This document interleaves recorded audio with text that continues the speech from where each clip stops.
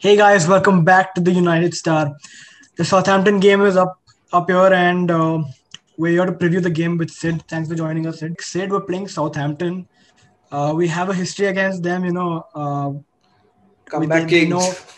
comeback kings, but I don't know how long it lasts. Now the team is running low on confidence. We did beat Liverpool, but we've had some disappointing fixtures. We've picked up just one point from a possible six. We had another horrible, boring, drab nil-nil draw against very beatable Arsenal, an Arsenal who are lacking three of their most key players. What are your hopes? How confident are you going into the Southampton game? I mean, look, I was supremely confident, like many others, of the Sheffield United game because they had almost close to 9 players, if I'm not wrong, exactly nine key players missing. But we ended up losing that game. I think that game kind of showed that we were overconfident, and we were like, okay, you know what, we always concede, but we might bounce back, and it showed a wrong mentality. Arsenal game, I think, we were a little better, but I think if you go back and see the game, we should have won that game 3-0, 4-0 with the chances we had. I think both these games were games of missed chances. I think against Sheffield also we had some pretty good chances which we should have scored. Against Arsenal, we all know the three main chances. The one where Rashford was just clean on goal. He should have just shot it the first time, but instead he did those little flicks. And then you have the other Cavani miss, the two other Cavani misses, I think. Yeah.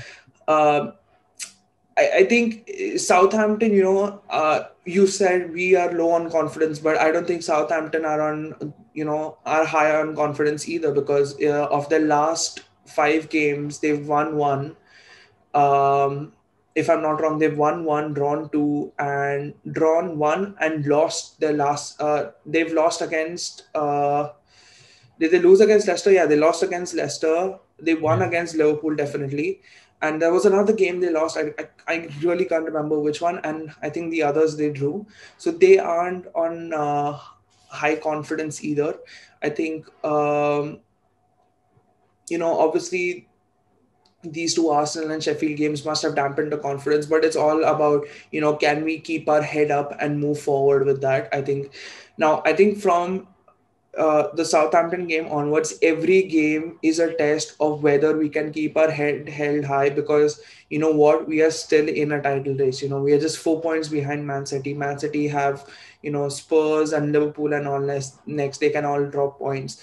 And if we keep our head held high, not too high, and we can go in and come out victors in all these games, I think, we could be back in the title race. Um, so I guess, yeah, that basically sums up what the Southampton game is, a test whether we can move on from the last 2 games, keep our head held high, and go in as proper challengers or not. Sid, Prasham always brings up this point that this United team, we we have a sort of mental block when we reach probably some when we've achieved something, Hmm. and just to put it out there, we've lost four semifinals, all Yeah. four of them. We've got to the top of the table and we've lost to the bottom side, the Hmm. 20th position in the league. So Hmm. do you think that it's a mental problem, or is it just maybe, I don't know, something that maybe Oli lacks in such crucial games, or what do you think the problem is? So I think the main this thing is how adaptive you can be of certain tactics, which I think is a shortcoming when it comes to Ole Gunnar Solskjaer. I think he has proved himself to be not a world class brilliant manager, but a fairly good manager, right? His man management and all. I think that's where he lacks. Plus, when it comes to all these semifinals, we always, like, if you see Europa League last season, if you see the Man City game this season, I think our team ends up making way too many mistakes when it comes to these crucial games, probably because they can't handle pressure. So I think, both these parts can, come into play. And because of that, we end up bottling a semi final. this season has seen 9 table toppers, right? So anything can happen at any time. I don't think there is scope that we will go on to win this, but I think the mentality definitely comes into play here. If we have the right mentality, I think we can go all the way. Just to divert a little from the Southampton game, I want to ask you about Donny van de Beek. We bought him in for 35 million. A fantastic player. He's a Champions League semi-finalist with Ajax. He's a Dutch international player. He's a young player, and Ollie doesn't seem to trust him. Just for example, I think the game against Arsenal, Bruno and Pogba were completely blocked out by Xhaka and Partey. Yeah. I think a player like Bruno, a player like Donny would have been the perfect throw into the game, because Donny can play those one-touch passes. He can move into the spaces, and he's a quick releaser of the ball. So I think he would have been, he would have been a perfect addition to the game, perfect substitute to try something different maybe. But Ollie doesn't seem to trust him. I'm not sure I understand Ollie's psychology behind this or the decision making. What do you think? What is the problem with that? So I think this is one of the many conspiracy theories that go around. I personally think I would kind of agree with what Gary Neville said, a couple of weeks back, that it's surprising that Donny van de Beek has not played enough. I think he's probably there to replace a departing Paul Pogba if he does.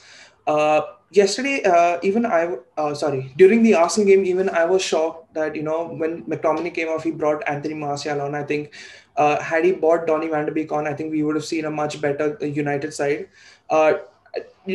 I think Anthony Martial did a decent job. Again, I think he was low on confidence after this Sheffield United game. And for me, Anthony Martial is a super confidence player, right? But I can't really, for the life of me, figure out what is wrong between Solskjaer and Van de Beek. I think Van de Beek definitely is a really good player, and I rate him really high. But I to be honest, I have no idea. I think that's where that's why I will come and say that I agree with Gary Neville. Also, you see Paul Pogba played on the left wing, and he was pretty good. He was attacking, and he was a good player. He's not a left winger naturally, but he was playing pretty well. So when McTominay was injured, you expected. Now Martial had a horrible game midweek against Sheffield. So Donny van de Beek would imagine that at least so it just goes to show that Ollie doesn't trust a potentially good Donny van de Beek over a definitely low on confidence and a horrible performance laden. Yeah, but then again, Donny van de Beek is not someone who plays off the left. Yes, he can do a job off the right, but then realistically, who can we put on the left other than Rashford, right? I just want to come back to the this whole Donny van de Beek thing, saying that I think Ole actually sees him as a Bruno replacement key in case something happens to Bruno. Donny van de Beek can come in, and I think I don't really think Donny van de Beek can come into the first 11 given the form Bruno and Pogba have been at, because those are the two main positions he can play. Yeah. So even Donny himself came out and said that I don't really think I can get into this team with the form Bruno and Pogba are in, which leads me to say this, that I think Bruno Fernandes definitely needs a rest now. I think he's looked way off the pace in the last 4 games or something, and I think this is the perfect place where you put Donny van de Beek in. I think if you see against Sheffield, Bruno was just all over the place, and not in a good way. So I think Donny has been saved for this very purpose, and I hope he starts against Southampton. Yes. So just coming to that point of you wanting Donny van de Beek to play, what would be your predicted lineup? Considering also that the last time we played, they attacked our midfield and our defense, and we were very slow to release the ball. And Danny Ings, and he's so quick.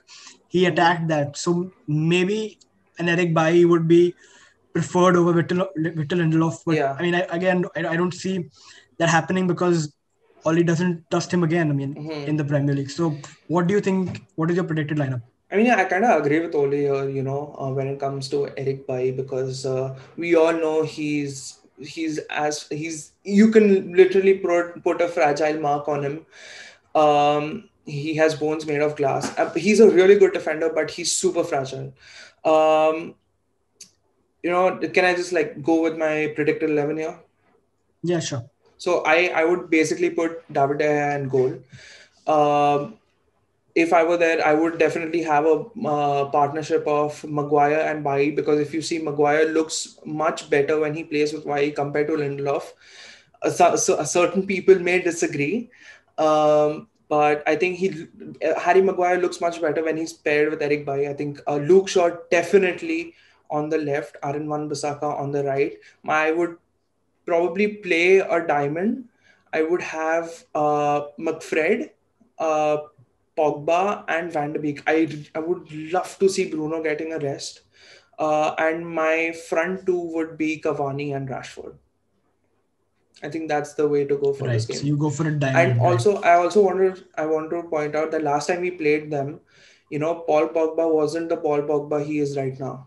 Right? He was nowhere close. So I think if Paul Pogba hits the same levels he's been hitting for the past few weeks, I think that would be an ideal midfield. Yeah, I think I agree with your lineup, but realistically speaking, I don't see Oli playing that lineup. I would really like to see Maguire play with Bailly, because that allows us to play a higher line. Yeah. With Lindelof and Maguire, you can't play a higher line because Danny is just going to lob the ball over them and have a lot of free space, and they're not catching up. So yeah, I think I do agree with your lineup. I would love to see that happening. What are your predicted scores? Ooh, it's hard to say, I predicted a 3-0 win against Sheffield. We ended up losing 2-1. Yeah, that's the story of a United fan. No, but I can't really say. I think it will be another close call. I think it will be another 2-1 or a 3-2. The same way it happened last time, but hopefully not the way it happened last time. I think I want United to control the game from minute one. So I want a proper 3-2, because I think this defense is quite leaky. They will always concede a goal or two. So I'd say a 3-2 realistically, but I won't be surprised if we end up drawing this game. Yeah, I'm going to go on a limb here and say that United need a confidence boost, and we need a clean sheet for sure, and we need a 3 or 4 goal win margin, because that's what's going to get them back on track.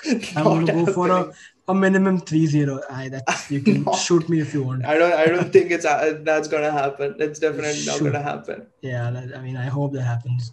Okay, I'm gonna say this here. I will give you a treat if that happens. I will definitely give you a treat if that happens. On record on YouTube. It's on record. That's great.